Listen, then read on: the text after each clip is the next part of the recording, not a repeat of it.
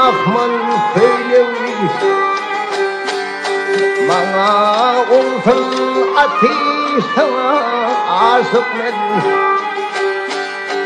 Asa yerip bulman yerin kaymadın Velasından ateşine aşık men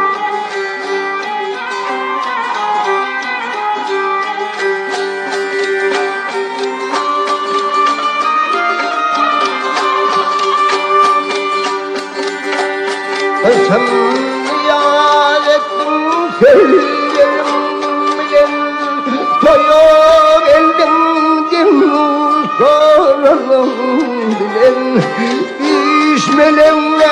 ağla veririm bilen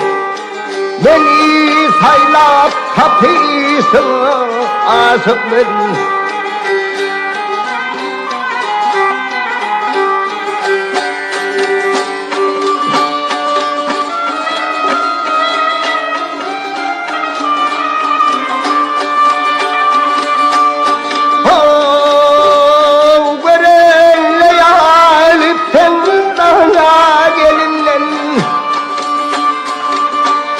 Gelip güzel atlatımın dilinden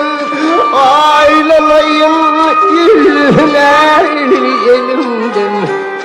Senin keşke çekişine aşık ben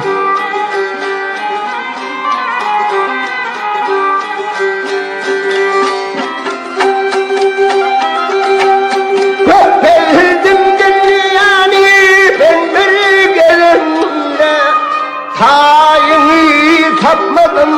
yerinde Gönlüm geyleti kentillerinde Gül yakani bakışına aşık ben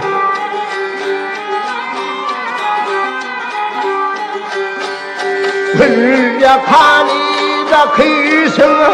aşık ben Beni saylap hapisten aşık